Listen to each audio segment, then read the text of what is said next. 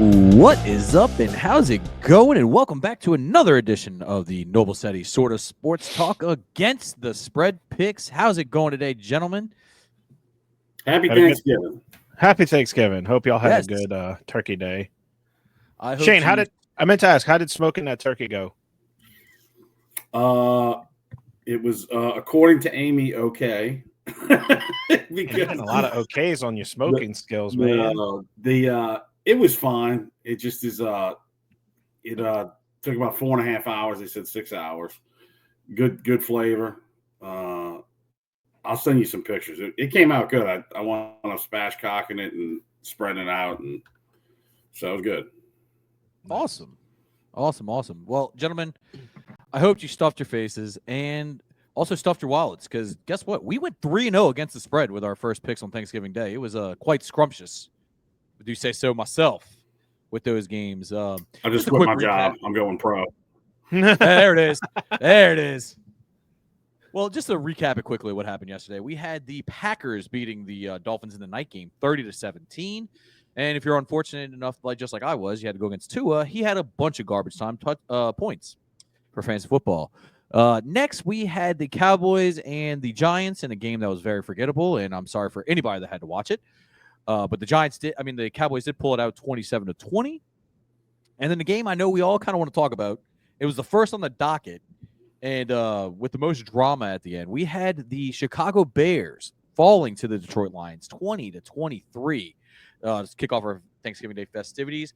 But guys, who wants to recap the shenanigans that happened at the end of the game? So, if I remember correctly, there was a sack involved, and they kind of took their time getting the ball back. There was 33 seconds left on the clock when the sack happened, and for some reason, the Bears took a page out of the old Les Miles playbook on how to clock manage, took their time to line up, and then changed the play at the line of scrimmage to get the clock down to 7 seconds and attempt a throw toward the end zone. When the ball hit the ground, there was no time left on the clock, and the game ended. They were looking for a pass interference. Nothing really happened. Eberflus said that they handled everything correctly, which is probably why he lost his job as of recording. He is no longer the head coach of the Chicago Bears, which I said in front of everyone that was watching the game at our Thanksgiving dinner that if they don't fire Eberflus for that, then they need to disband as a franchise and never exist again. So they must have heard me. So they definitely took that route and fired Eberflus, which I think is a couple games too late. Yeah, they fired Eberflus because they can't get rid of Caleb Williams 12 games into drafting him.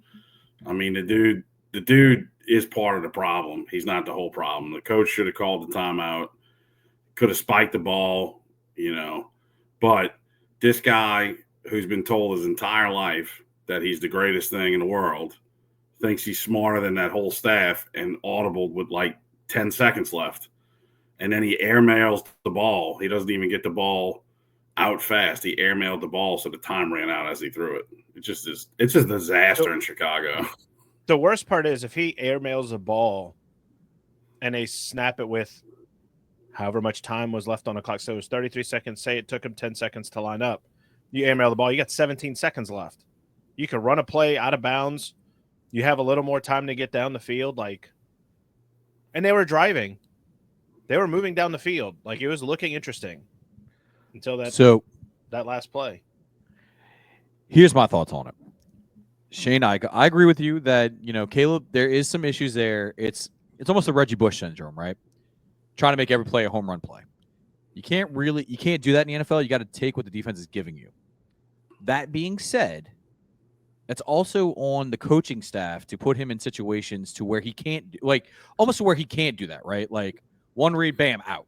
Or he was doing really good in the one read, it's not there, or I noticed it's man coverage and everybody's turning their back to me. I can run. He was taking off and running, which was really, really opening up the offense as well.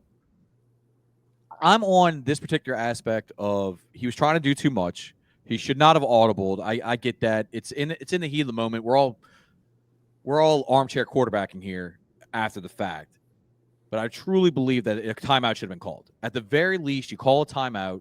Yeah, it'll be a long field goal. You can kick it from there, or you try to at least establish a plan, right? With 30 seconds left. You can throw a quick out. You can throw 5 yards over the middle, spike it, then kick your field goal kind of thing. Because I believe it was only second down when this happened, second down, something like that. But regardless, it was third down. Okay. So you couldn't really spike it, but if you got a first down, you could have.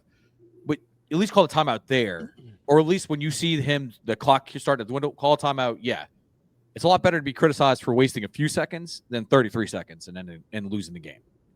I don't think he should have kept his job, to be honest with you, Eberflus, after the draft. I mean, after last season, because why are you going to have a lame duck coach or a coach that's on extremely thin ice be in charge of the development of your franchise, of your cornerstone?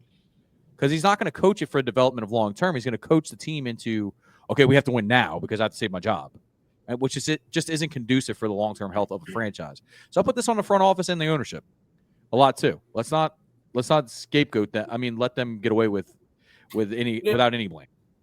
No, they thought they put all this talent around him. They just unfortunately didn't put an offensive line around him. They just put skill position players around him.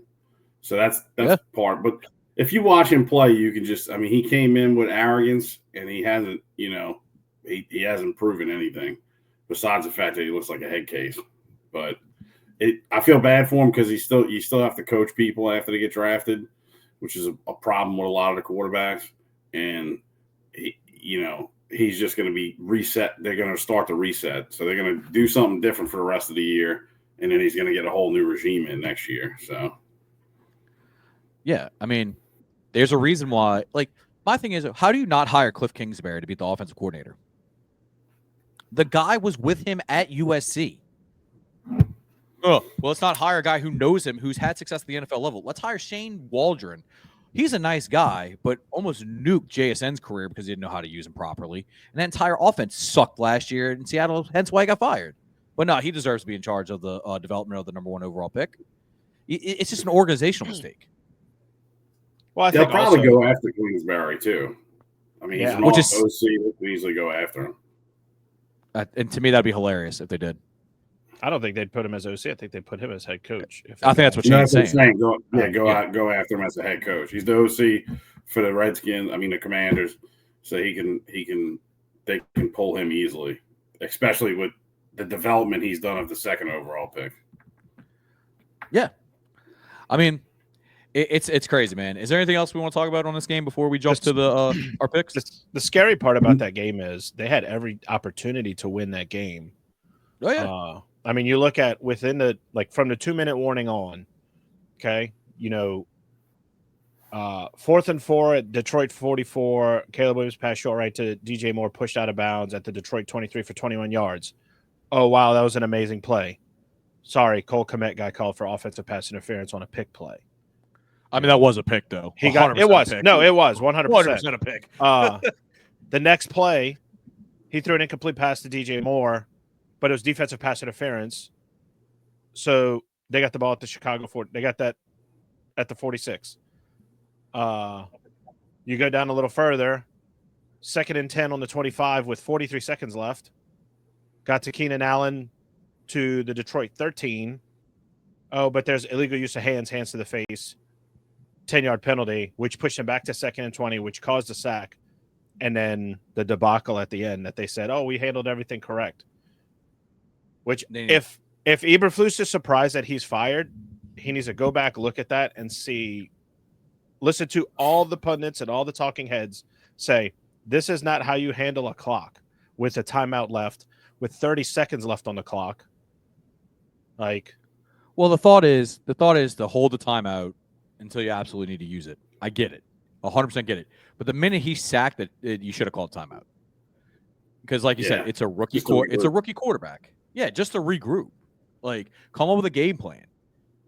It's much easier to take the criticism for calling a timeout too early than having one in your pocket that you just waste.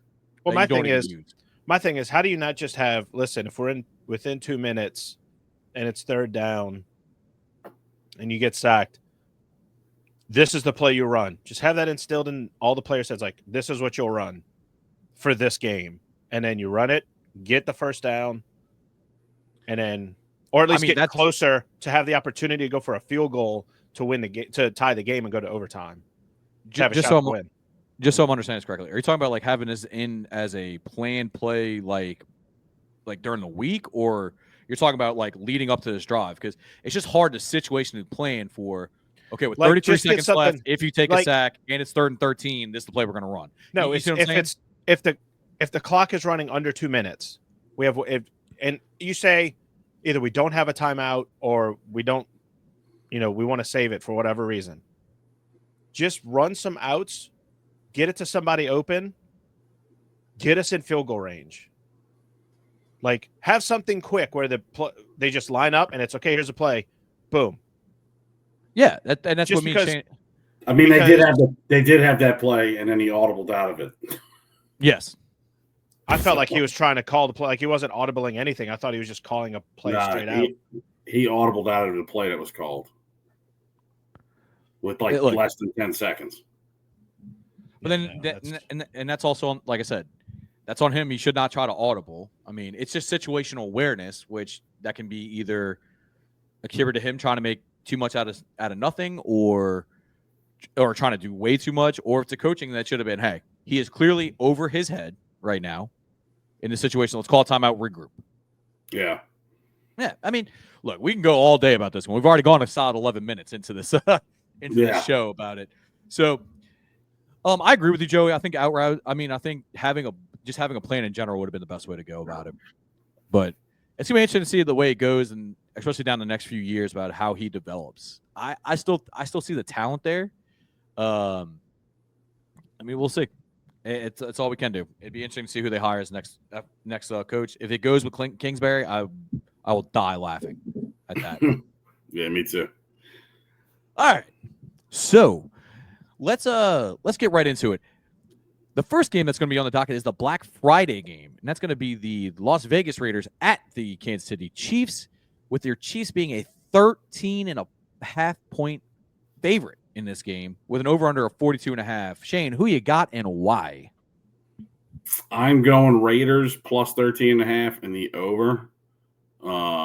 With Aiden O'Connell playing, I mean, look, I'm not saying he's great, but he's the most efficient Raiders quarterback on that roster.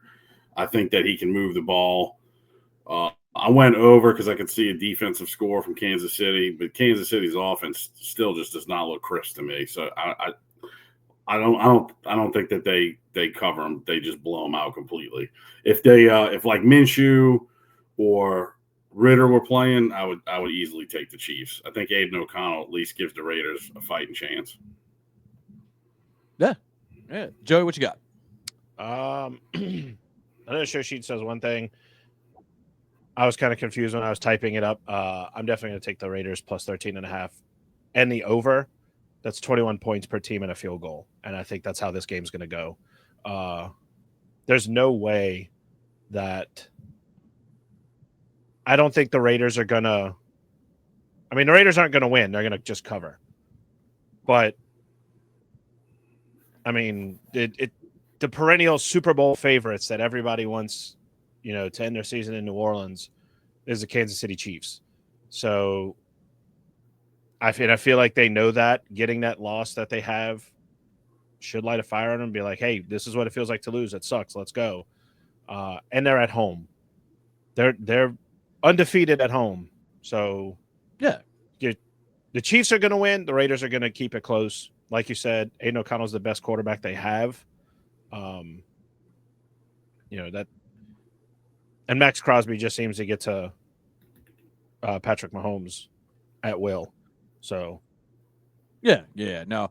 So I went with the Raiders still covering 13.5. Anytime you're going to give me double-digit points in a divisional game, I'm always going to take those points. It's always divisional games are always tricky. They're always going to be closer. There's something funky that happens every time. So I'm going to go with and believe it or not, the Raiders actually beat the Chiefs last year, if I'm not mistaken. So I'm not saying it's going to happen this year, but weird things happen in this rivalry. But I went with the under. I truly think it's going to be more of a defensive slugfest. This isn't the Chiefs of old, like you said, Shane. Their offense still doesn't look 100%. So I went with the under. And it's going to be interesting to see. One tidbit is they're supposedly going to rotate Hunt and Pacheco in. So I wonder how that's gonna look in the offense. And that does give me a little pause about taking the under here, but I think they're still gonna work Pacheco in more than more and more. So once he gets back full healthy, then I'll believe in this offense a little bit more. But I'm gonna go with 13.5 Raiders with the points and the under. And so moving right along, our favorite team, guys, we got the Los Angeles Chargers, 1.5 point favorite at the Atlanta Falcons with an over-under of 47.5. I'm going to take this one right off the bat. I actually went with the Falcons at 1.5, and I took the under. I think the Chargers are going to try to make this game a little slow it down a little bit, but I think the Falcons ultimately actually win outright here on this one. That they played the Chargers played a very physical game against the Ravens, and then anytime you got a West Coast team going to the East Coast for an early kickoff, usually favors the East Coast team. So that's where I'm going to go with the Falcons plus 1.5 in the under. Shane, who you got and why? I went Chargers minus 1.5. I just like what they're doing. I think their defense is better. Not by much. I mean, Falcons do have a pretty serviceable defense. But I think it's a running defensive type of game. The old school coach with Harbaugh, but I think the Chargers win. Yeah, where you got, Joey? Yeah, I'm the same. Chargers are going to win it. Coming off that game last week, Harbaugh's going to have them working their ass off this week. So, taking the Chargers is, I think, the easy way. But I don't think it's going to be a high scoring game. The Chargers offense is going to struggle a little bit. The Falcons offense is going to, take their licks, but Chargers were minus 1.5 in the under. Okay. Yeah, I mean, no. Let me ask you all this though: any concern about J.K. Dobbins being injured with his offense now, with the Chargers? It's Fidel Sassoon time, baby. There it is. I hope so for my fantasy football purposes. Next man up over there. Like that's the attitude that they need to have is next man up, and okay, just kind of keep it as level as possible. That is a fair point.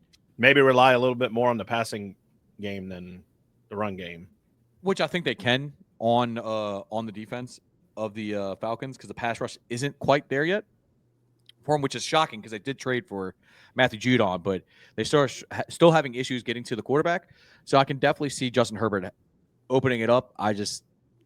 West Coast teams going to the East Coast early start always seemed like it's just a theory for me is always go with the East Coast team. But speaking of the Chargers, real quick, congratulations to you two and myself. We all caught the same amount of passes that Quentin Johnson caught in last week's game. Woo! I like it. And with less drops. Yes, with less drops for sure. Did you see the, not to bring back old stuff, but I'm going to bring back old stuff. Did you see the meme that Shabuzi spent more time on the field than Caleb Williams did? Oof. At halftime? Oh my God. Oh my. But also, fun fact, since we're just going to bring up random stuff. Did you know that Quentin Johnson has more career catches than Jameson Williams? You're not going to have any argument here, dude. This isn't Corey's not on this pod, so. I'm just saying. No. I just laid that fact down. I looked that up last night, so I just wanted to lay it out on the podcast. He has one more catch in 2 less years. You mean it wasn't Khalil Shakir, the best wide receiver in Buffalo? I mean, I actually can't say anything. He's had a solid season, but he's not a third-round pick. Anyway, let's not go too in the weeds there. So let's go move on to our next game. And we appreciate everybody sticking with us through our randomness. The next game is going to be the Indianapolis Colts, a 2.5 point favorite at the New England Patriots with an over-under of 42.5. Joey, I'll let you take this one first. Who you got and why? I mean, go by the show doc. We're all pretty much in agreement here. We all agree that Colts minus 2.5 is the way to go. I just feel like the Pats they're not there. It's not the Pats of old. Like it's not, the Pats and Colts, it's a guarantee. Like you don't have that anymore. Honestly, to me, it's a coin flip. It depends on what Colts team shows up, what Pats team shows up, and honestly, the Colts are going to be better on Sunday. So I feel like this kind of favors the Colts. It's going to probably be colder on the colder side. I don't know about the weather or anything like that, but 41 degrees at according to AccuWeather. yeah, they're going to run the ball. And when you got Anthony Richardson and Jonathan Taylor in the backfield, just control the game. Don't put him in any spots where he has to make a lot of reads or make tight throws. And he has played better. AR has played better. The stats don't really show the whole story in the Detroit game. He did have some big drops in that game as well. But I want to drop a few stats on here about the Colts against the spread against the spread. Since 2023, they are 8-1 as favorites against the spread. So I'm gonna go with that. They're also 2-1 as favorites this year. So it shows you when Vegas does back them, they usually do cover. So I'm gonna go with the numbers and with just my general feel that the Colts will cover the 2.5 in this game.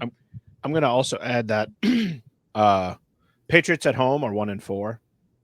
Okay. And the Colts away are 2-4. So that's where my toss up kind of came from. They both are terrible where they're going to be, home and away, and just kind of ding. That was it. That was just a coin flip for me. Shane, was it a coin flip for you? I mean, nope. Pats suck. Colts look good. They've been running the ball. Anthony Richardson needs to polish up his throwing, but he looks smooth as can be running. So with this type of weather, I think they just run all over. That's what I'm thinking. But I do want to shout out the Pats real quick. Drake May, I think, is the real deal. I think he has impressed me. I mean, look, the turnovers are there, but that roster is just, oh my God. He needs skill position players. If you put him in Chicago, I think he'd be moving the ball up and down the field with all the weapons they have. So I'm glad you said something about the weapons and stuff. Go through the draft class that they had, right? Jalen Polk, they took pretty high in the second round. That dude doesn't look like he can play football right now. Mm-mm. Like he can't catch a pass, and Javon Baker can't see the field right now. So I'm gonna pose a question right now, since we didn't do too much depth in this game. Is Gerard Mayo on the hot seat after 1 year? He should be. I think he should. I think there at least should be warm, right? If you were told that you were going to take this job over, and it was like he's the heir apparent, he looked like he did no preparation for the season. He just thought everything was going to go the same, and it's not going like that at Alabama football with Saban going. It's not going like that with the Patriots. So, I mean, you look at all the metrics they were good at, like no penalties, some of the defensive stats. They have all regressed since he's taken over. I mean, look, it's not easy to take over for Bill Belichick, but I think he gets one more year because, Pat Kraft did come out and say, like, oh, we knew 5 years ago he was going to be the head coach and thing, so he doesn't want to look wrong. But I definitely think the hot seats is going to be warming up for him for sure. I saw, and I take it with a grain of salt, somebody was saying that they didn't think Gerard Mayo was going to survive this year. Just because of how bad the Pats stink. And to be honest, it's that adage that I always say, you take the coach that's legendary, right? Like, you never want to follow the legendary whatever. You don't want to follow the Hall of Fame quarterback. You don't want to follow the Hall of Fame coach. You don't want to follow, like, he's following Bill Belichick, which, you could argue, was it Tom Brady? Was it Bill? Yeah, we're not arguing that. But but the fact still stays that Bill Belichick's record at the Patriots was as good as it was. And you don't it's like you have to compare with that. Dennis Allen had to be compared to Sean Payton. Say what you will. Sean Payton was I get it. Dennis Allen is not a good coach, but no matter who you put in that spot, Saints fans are going to compare to the Sean Payton era because that was what we just got out of. Of course. It was the best coach that the Saints franchise had. Does it take much to be the best coach that the Saints had up to that point? No, but you still have to follow in those footsteps, and it's not easy at the end of the day. So I agree. I feel like he was always destined to struggle, and maybe it's just a quick hey, let's get you out. Let's put somebody else in and go from there. I mean, don't get me wrong. I think the roster definitely needs an overhaul. Because you could say what you want about Bill Belichick. towards the end, the talent evaluation was not there, Mm-mm. especially with skill positions. But we'll see how it goes. It's an interesting discussion to have, but it's just something I've been hearing rumbling. I want to get y'all's opinion on and see if y'all have been hearing the same thing. But it sounds like y'all have. All right, so we're going to move right along to the AFC South now, another divisional matchup. We have the Houston Texans as a 4.5-point favorite on the road against the Jacksonville Jaguars with an over-under of 43.5. So being the contrarian that I am, I'll go first since I picked different than y'all. I actually am going to take the Jags with the points at plus 4.5 and the under. Texans have been very sloppy recently. So have the Jaguars, full disclosure. You know, getting 50 burger dropped on them certainly doesn't help my case, what I'm making right now. But they are getting Trevor Lawrence back.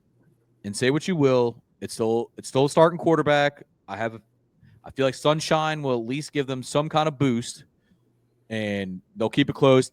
And y'all always know what I say. Divisional games are always tricky, and 4.5 to me is a lot of points for this game.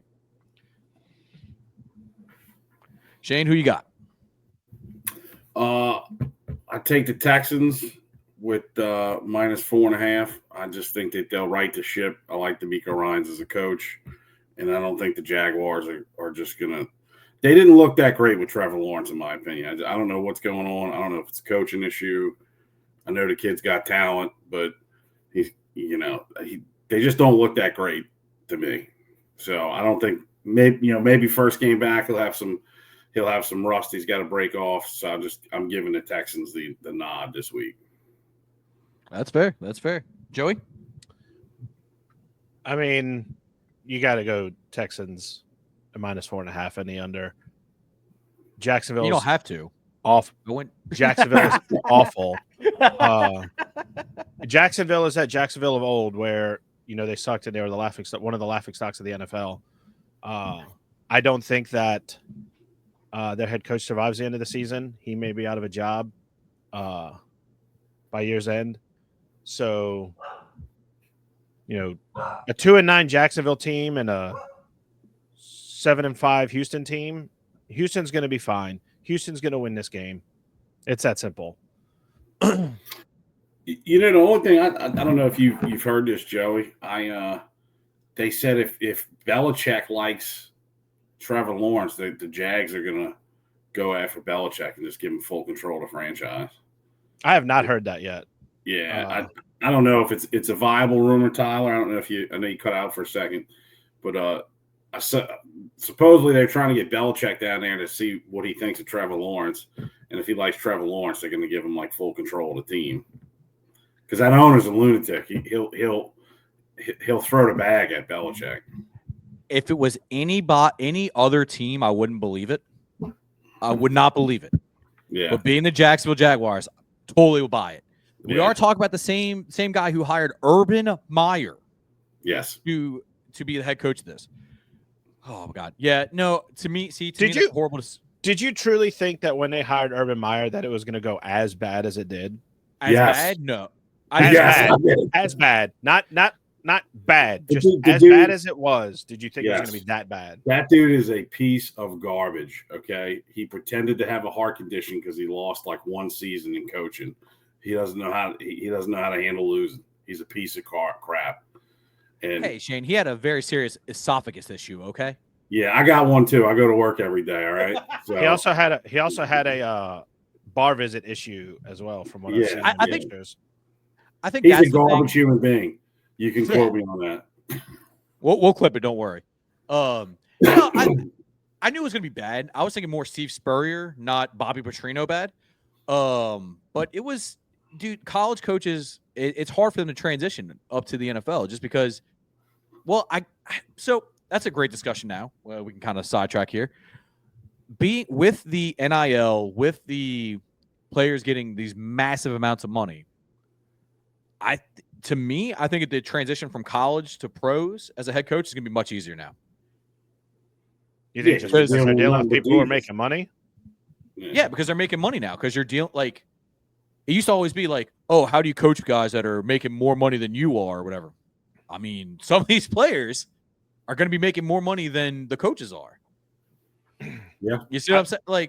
So I think the problem I think the problem's going to be that you're going to end up with a lot more players who are surrounded by yes men who say everything is good and everything is cool. And it might make it a little bit harder because of, I mean, depending on the rules difference between NCAA and the NFL in a couple years' time, it might make it a little harder. It'll be easier to deal with because of, like you said, the money aspect, but I just think the players are going to be too out there for some of these coaches.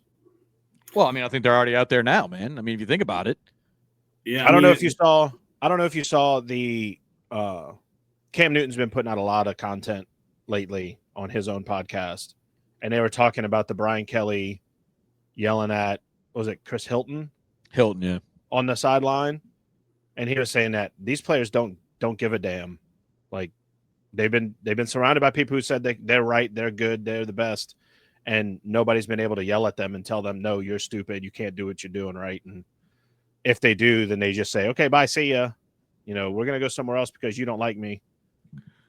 I said this with NIL, and I know they can't do it, but like to me, if you're agreeing to go somewhere, it should almost be like you're a contract on in the NFL, because what's happening is what just Joey said.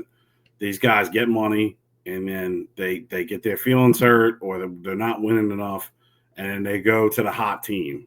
So you're just going to ride the wave, or you have David Portnoy and some other billionaire flip a kid to Michigan because they just took money out of their own pocket, like us giving each other $10. These guys pull out $12 million and get this kid to go to Michigan. It's going to constantly be a problem. It's like overcorrection. You know, these guys should have got some kind of compensation. Now it's like there's too much compensation. Well, I mean, look, if you don't have set rules, this is why we shouldn't have just opened Pandora's box the way we did with NIL and everything. But once that happens, of course, you're going to get people that are going to use every rule in the rule book, or, oh, well, it doesn't technically say I can't do that here. So and go about it that way. So yeah, there needs to be stricter guidelines with it, I think, for sure. And I think and don't quote me on this, but with the passing that colleges can pay their student athletes directly now, there's going to be more guidelines in place about how they can leave and all that kind of stuff. So we'll have to see how it goes moving forward, because I feel like the college landscape just changes every 2 years of how it's run, except once NIL happened. So I can't tell you what the future is going to be, because it could change drastically on something I don't have no idea that's on the horizon. Right. So back to pros. I gave my 2 cents on the last episode about that. You did. So you did. So I'm going to stay off my soapbox today. I will say, though, with the Dave Portnoy and all that stuff, I've had some time to think about it.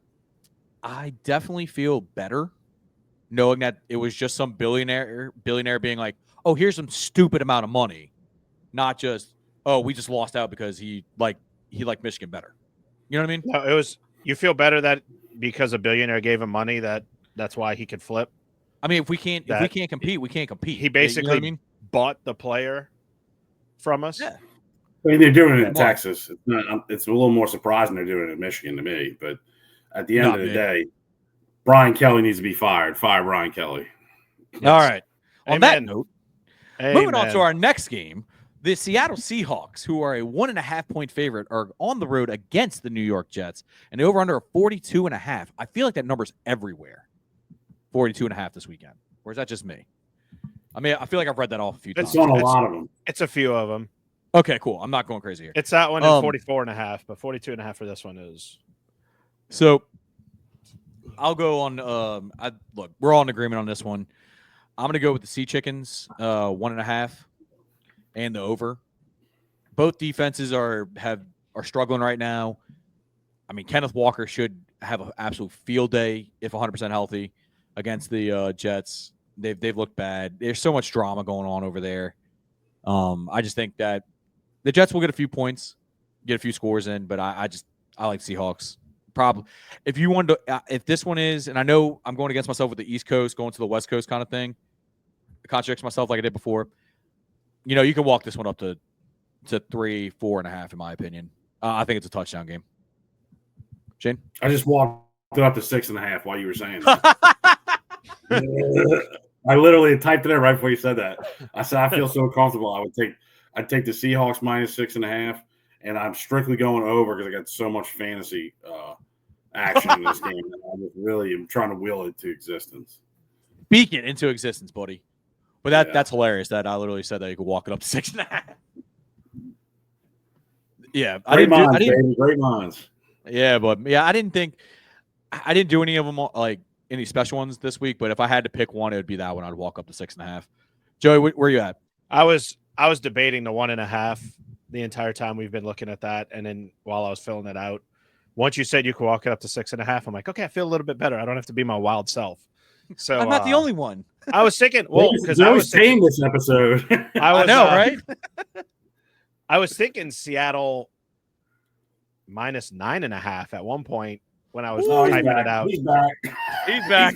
But I was like, hey, let me pump the brakes this week. Let me see how it goes this week because, last week I went 8-6 on all my picks. So not highly over 50%, but just at 50%. So, or just above. So yeah, the 6.5 was, once you said it, the Jets are a dumpster fire. They don't know who their quarterback's going to be next year. They don't know who their coach is going to be next year.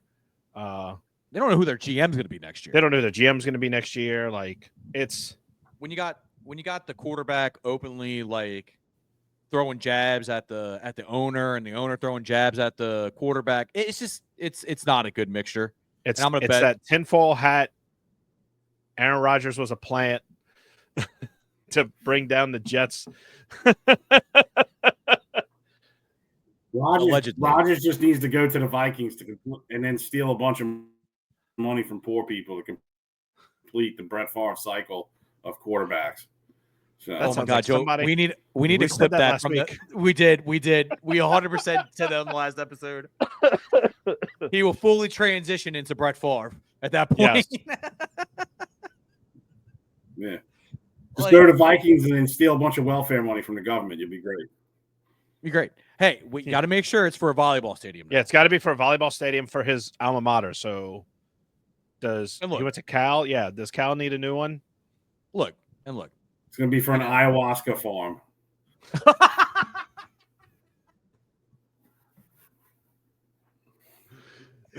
All right. Well, I'll be here yeah, dude. This is why we bring Shane on. Oh God, that was great, man. That was great. All right, I don't think we could top anything more in that game. Talk about that game after that comment. So I'm just gonna move right along to another divisional matchup in the AFC North. We have the Pittsburgh Steelers at the Cincinnati Bengals, who are a 2.5-point favorite with an over/under of 47.5. One of the higher over/unders we've seen this week. So I'll go first. I'm going to take the Bengals, and I'm going to go with the Bengals with the points, 2.5. And I'm going to go with the under.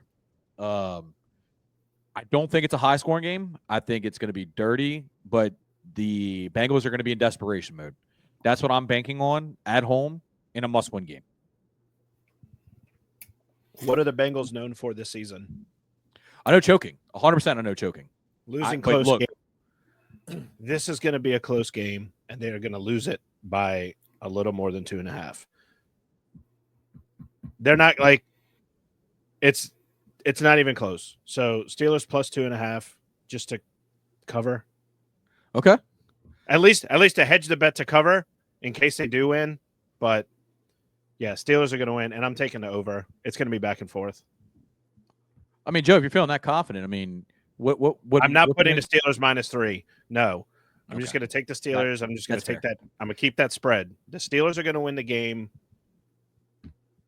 And since we're against the spread, I can't take Steelers money line. So that didn't stop you last week. You did whatever you wanted to do. Yeah, but I said in the last episode, I have been requested to not take stupid bets. It's against the spread. We have to do the spread and the over/under. So I'm following the rules.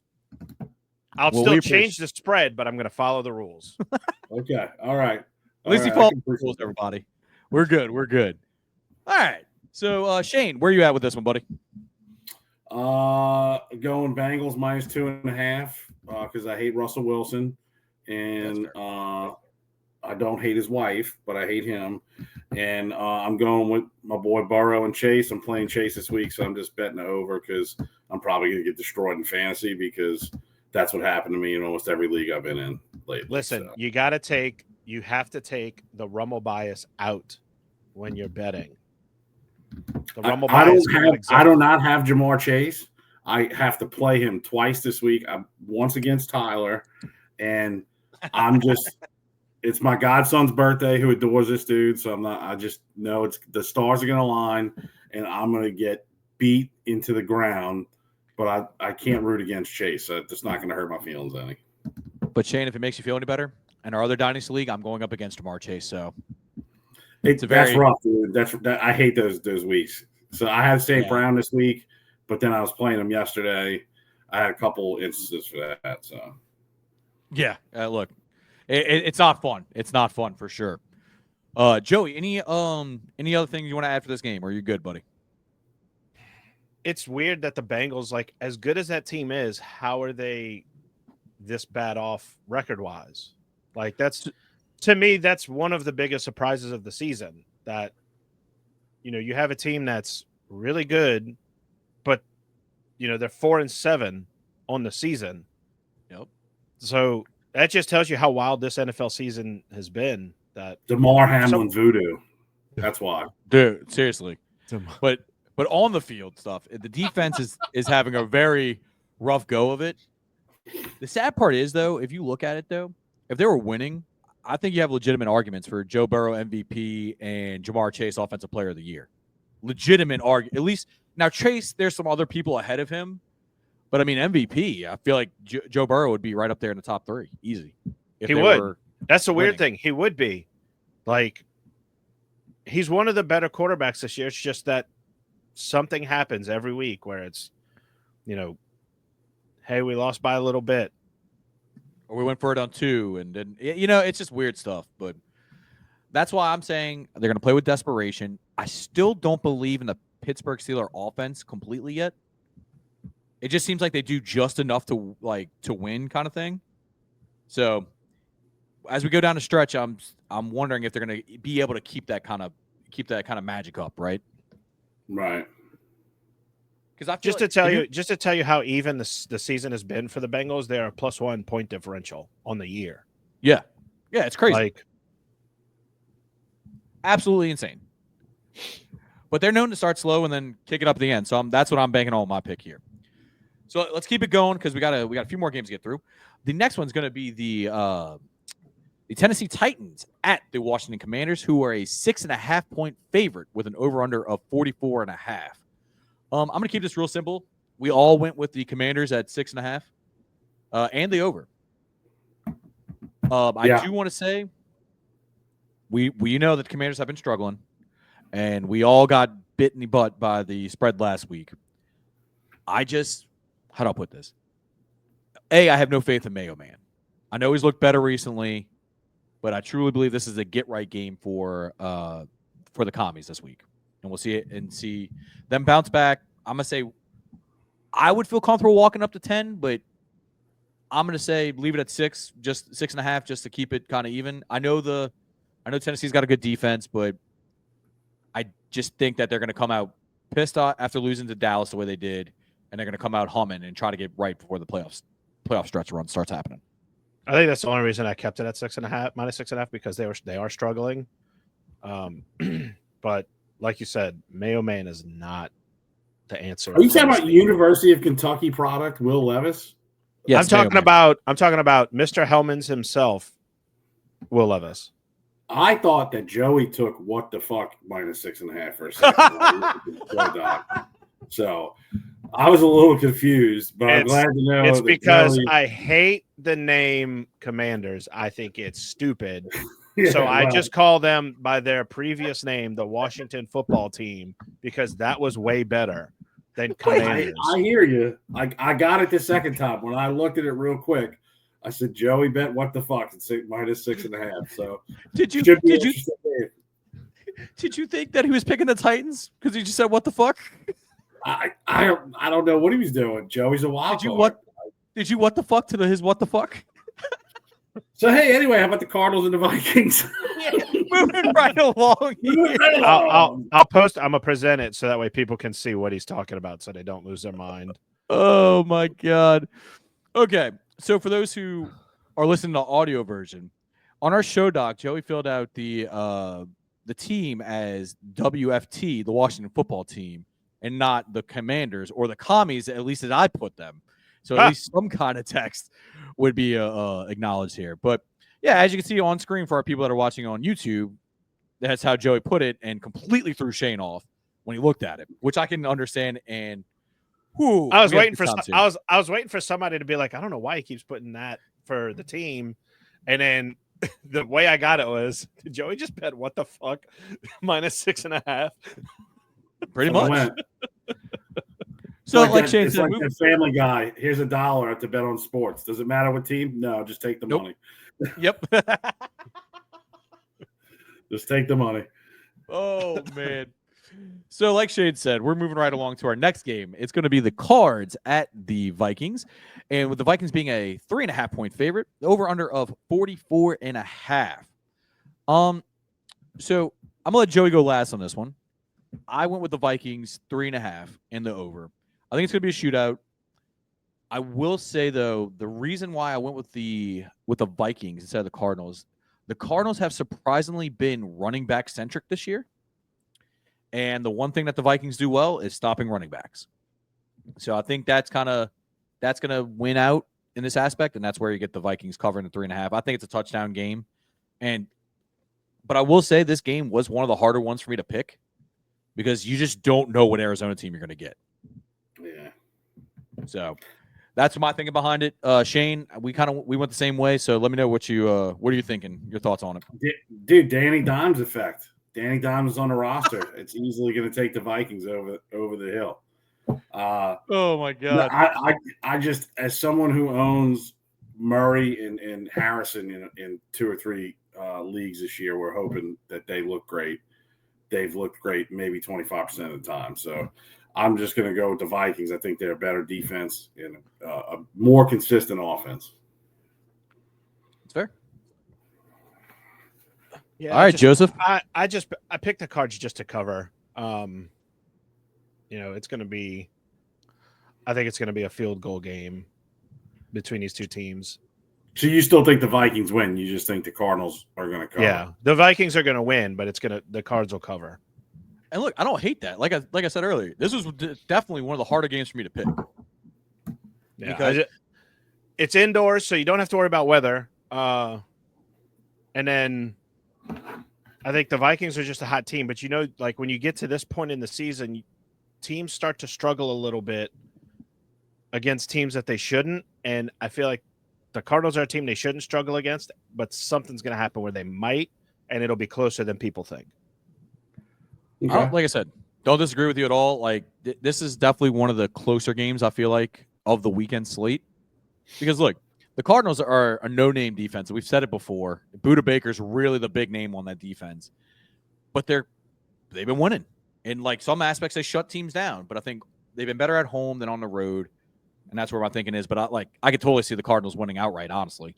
But it's just there's my thinking here is that they're running back centric.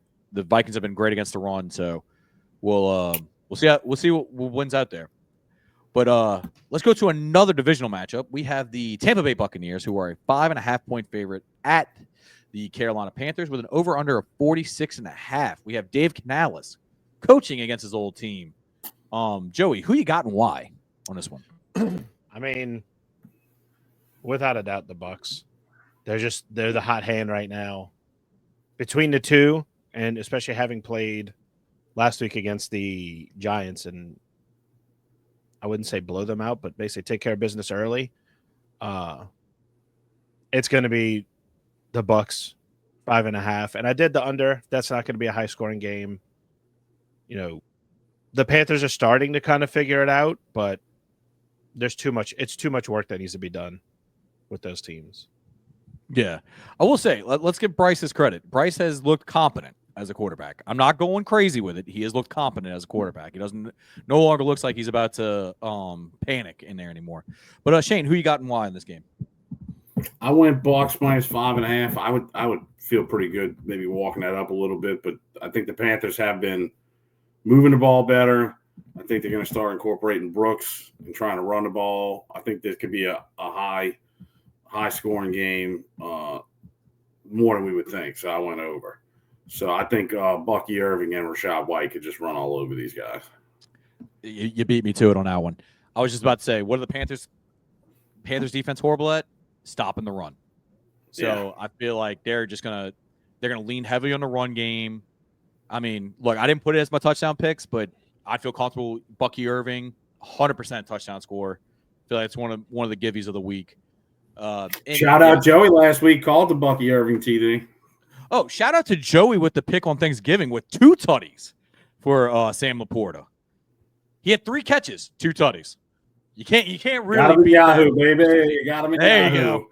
There you go.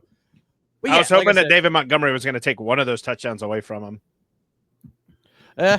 He didn't. He did not. So I'm going to say He still outperformed for the week for me. So that's what I needed there. So what I'm going to say is I have the Bucks at 6 points. I mean 5.5. I say over as well. That I'm a little more concerned with that one because I can see this turning into like a running heavy game and could just easily get away from the Panthers, and the game just kind of salts away and they don't score as much and they don't hit that number of 46.5. But spread wise, I feel like Bucks easy. I know it's a divisional game, but I've seen what I've needed to see from the Bucks, and I've seen what I've needed to see from the Panthers, and that's just the way I think it's going to go. Plus the Bucks, Mike Evans going to get healthier. They'll get a little more dynamic in the air as well. So let's move right along to our hometown team. We got the Los Angeles Rams, who are a 2.5-point favorite, coming to New Orleans to face the New Orleans Saints with an over-under of 49.5, which kind of shocked me there on that over-under. So since I'm the contrarian here, apparently, I'm going to take the Rams 2.5. And hear me out. I'm a diehard Saints fan. I love what they've done in this little recent win streak. I just don't see how we keep pace offensively. You know what I mean? I understand that they're not great against the pass or the run. I just think it's going to be a field goal game, and eventually we're going to run out of steam. But I think it's closer than a lot of people think, but field goal game, Rams win. I hope you're right. I went Saints just because they love to piss me off. We should have stayed with 2 wins and just lost out the rest of the year. We can't help ourselves.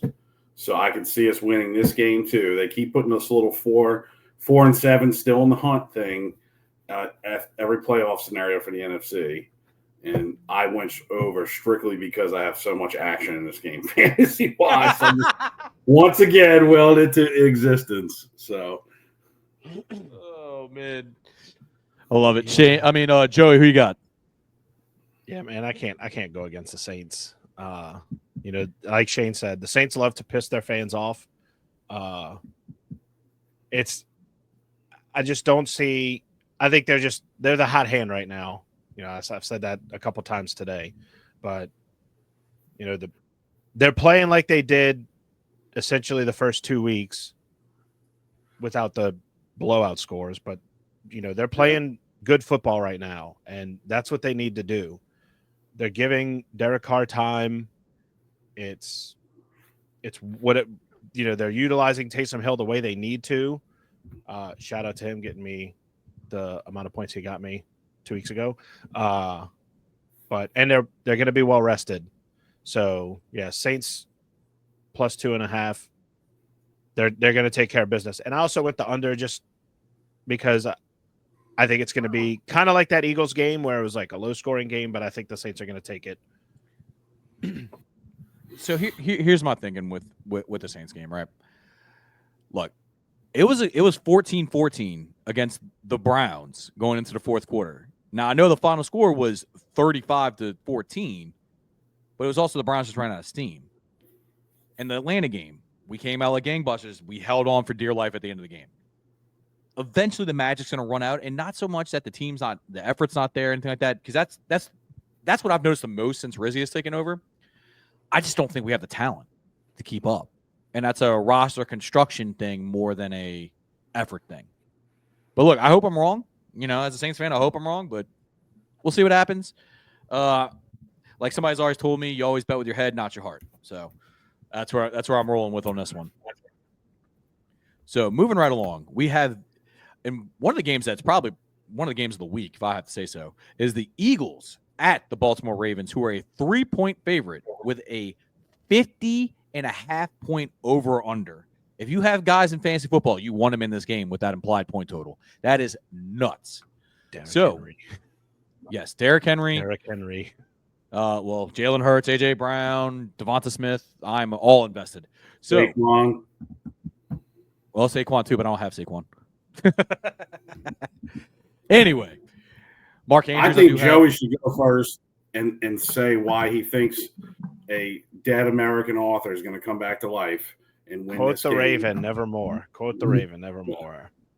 The Ravens are going to take it -3, and I'm pushing the over. It's two hot teams. The Ravens are just going to – I think they're going to take care of business against that defense.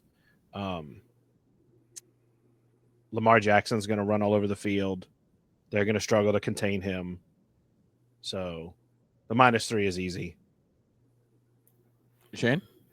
I don't think it's easy. This is the toughest game for me to pick, but I do think it goes over. The Eagles' defense is really good. The Ravens' offense is really good. I think it's going to be a big battle. Devonta Smith comes back.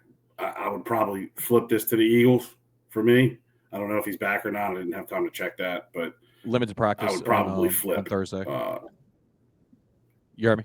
Yeah. So Sunday, if he's back, I'm flipping to the Eagles. I just think the Eagles have the better defense versus the Ravens offense, but I think the Ravens have to come back out and exert dominance and prove why they're a Super Bowl contender, and they've struggled the last couple games.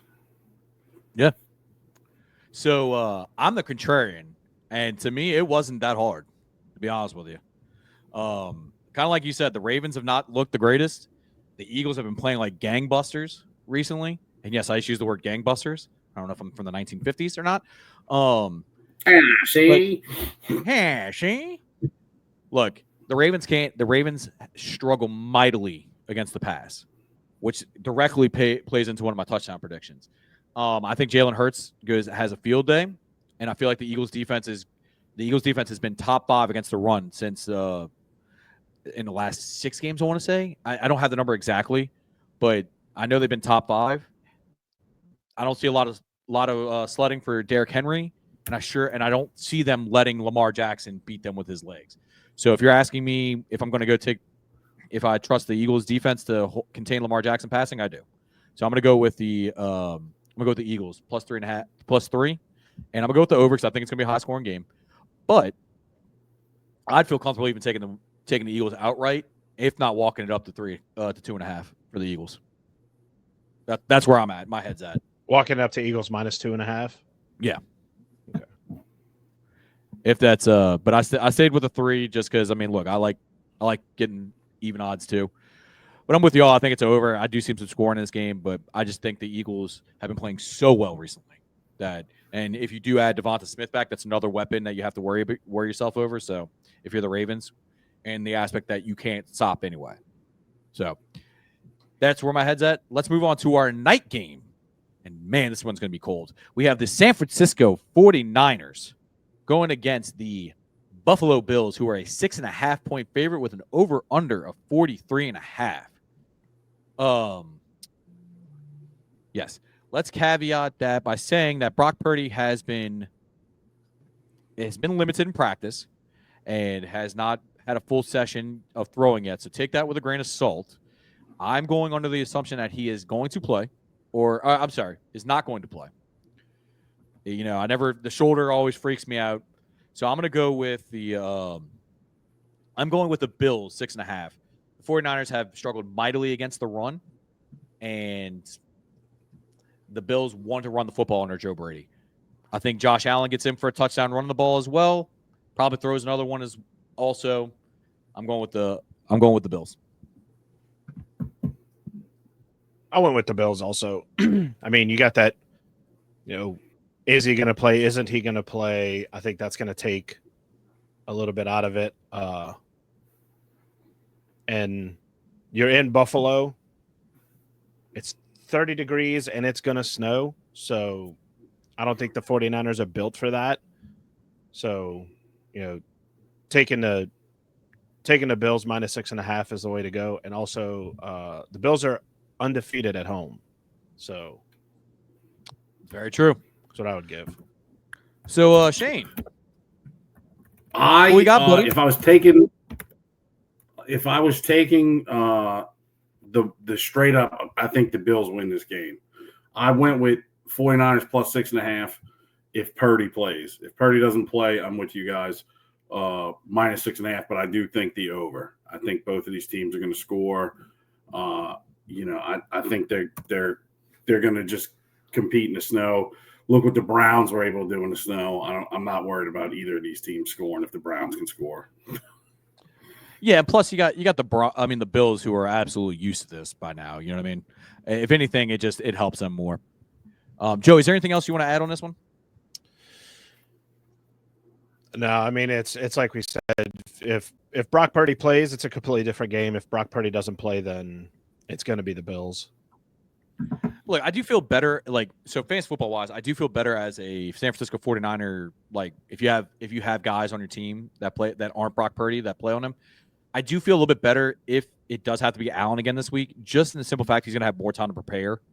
Because I don't think they're going to be like, I really think last week they were just like, okay, yeah, Brock's going to be fine. And then like around Thursday, they're like, oh crap, Brock's not okay, kind of thing. Because that's how it kind of went with, right? Like storyline leading through the week, they're like, oh no, he's good. And then all of a sudden they're like, no, he's out.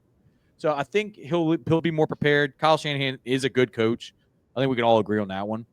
So I don't think they're going to absolutely get the doors blown off like they did last week, but I don't see him winning if Brock Purdy doesn't play.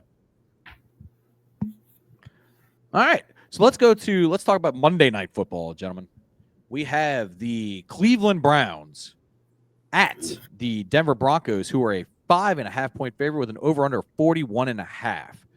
And Shane, you weren't on the episode last episode with us.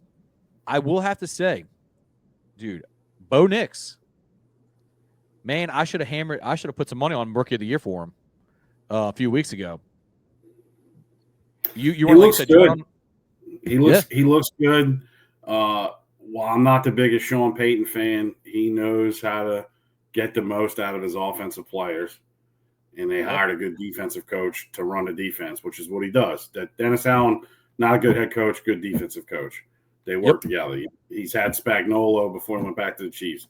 So he knows what he's doing with these offensive players. So I think he's going to know what to tell the defense for Jameis. So I think I feel like I'd walk this up to 10 points for the Broncos. If I was going to walk one up, I would say 9.5 would be this one. I feel like they beat them pretty easily. Yeah, I'm gonna say Broncos 5.5. I'm not gonna tempt fate by walking it up, but I'll say 5.5. I'm not feeling great about the over/under because I could see this being a 20-3 game, kind of thing.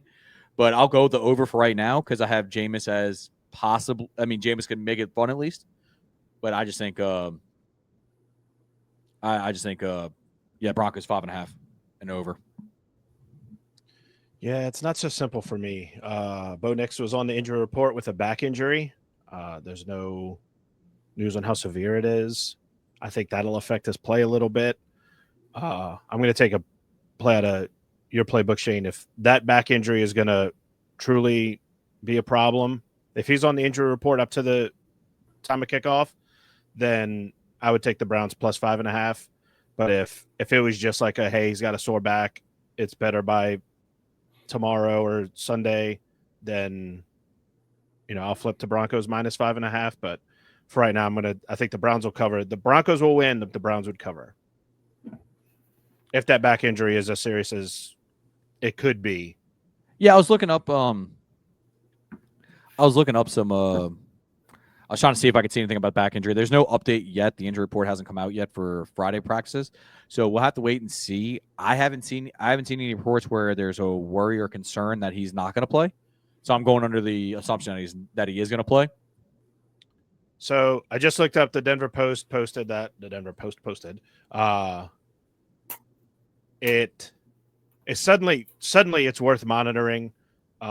He was listed on the injury report as an estimation since they only had a walkthrough when they put him on the injury report. Okay. Nobody knows when he got the back injury or what caused it, but he was seen in the Raiders game icing his back. So yeah, I was about to say, I thought I saw him take a pretty big shot. So it could just be, he took a knock, and if that's the case, if it's just he took a knock, he's going to be fine Monday. Then flip my Browns pick to the Broncos. But if it's something that they're still monitoring on Monday, the Browns should cover with a struggling rookie quarterback with an injury. Yeah, I mean, I fully agree with you. I think if Bo Nix doesn't play, it definitely changes the dynamic of this game. So that's we'll keep that in mind, Joey. If it comes back, we'll flip that pick for you for sure. But Shane, is there anything else you want to add on this game? His back hurts from carrying the team. Fair enough. So, gentlemen, let's get to the fun portion of our betting podcast as we wrap it up here. We got some touchdown scores for you. We each picked 2 touchdown scores from the entire slate of games, and we're going to give you all our picks on who we think are guaranteed to score. We'll parlay them together. Shane already has on Caesar Sportsbook for us. Thank you so much. And we'll give you the odds and let you know if we hit big next week. So, Shane, since your name's first on the show, Doc, why don't you give us your 2 touchdown scores of the week? I went Nico Collins. He's plus 120. The dude's looked just amazing since coming back. I think he's going to easily keep getting them targets in the red zone. And then I went Dawson Knox with Dalton Kincaid out. It makes it a little bit easier to get him the ball. I think they can attack the middle of that defense in the red zone. So I went with those 2 guys. Yeah, and I mean, Nico nearly had a touchdown catch back, his first catch back. You know what I mean? Right. Wasn't called back, which is crazy to think about. Like, you really want a guy who's just coming back from a hamstring injury to run 70 yards down the field, right? Full bore. No better way to test it out. No better way to test it out than just let him go for the gusto. So I'll follow this one up next. I'm gonna go with my 2 picks are Gus Edwards in the Los Angeles Falcons game, and I'm going with AJ Brown in the Eagles and Baltimore game. AJ Brown, especially even if Devonta Smith is back, I feel like he's almost guaranteed for a touchdown in the passing game. Like I've said it before, the Ravens have been absolutely one of the worst teams against the pass.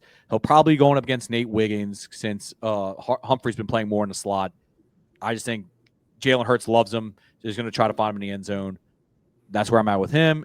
Gus Edwards, with J.K. Dobbins being out, I can easily see him getting an easy touchdown at the 1-yard line. They want to run the ball. Now, don't get me wrong, Haskins scares me because that's where his vulturing one. But I'm going to go with Gus Edwards, who's plus 125 right now, and A.J. Brown, who's plus 130 right now. Joey, who are your 2 picks for touchdown scores this week, big dog? So I know I said that the Jags are going to struggle and that game's going to be under, but I think one of the only touchdowns scored in that game is going to be Brian Thomas. He's going to be the highlight of that game for the Jags. And then for the other one, George Pickens, I have like I said, the Steelers are going to take that one and it's going to be over. So it's going to be a touchdown game, back and forth. So George Pickens will get open and find one in the end zone. If he doesn't try to fight somebody on his way there. That's true. He's got to stay out of that. I read something, or it may have been in our group chat. I can't remember which one it was. It was that George Pickens can be the only person to ever get an assault charge on the football field. Yeah, Corey said that for sure. I think. Was it Corey? Okay. I was like, I couldn't remember. So. It's Corey or Luke for sure. So. Jeez, dude. Yeah, man. Well, I mean, is there anything else y'all want to talk about today? Because that is all of our games and our touchdown picks. The record for last week. Yeah, let's get into the records from last week. I was 14-10. You were 14-10. Tyler, you were the closest at 11-9, and then I was 8-6. So, okay. pretty Yeah. good there. We're gonna have a little more equal records as opposed to an 8-6 and all that. But you look at it this way, gentlemen, we are ahead. Yeah. We are Yes. plus. So I mean, in this Thanksgiving spirit, like I said before, or if I didn't say it before, I'll say it now. I hope y'all stuffed y'all's face yesterday, and let's stuff our wallets this weekend, okay? damn Win right. these bets, and we'll keep it going. I'm thankful for y'all. Thankful for all of our listeners here during this holiday season, and thank God we can bet on football, right? Yep. Damn right. Amen to that. America. With that being said, let's wrap it up for this episode 3 of Against the Spread with a Noble Steady sort of sports talk. We'll be back again next week, making you some money. Peace.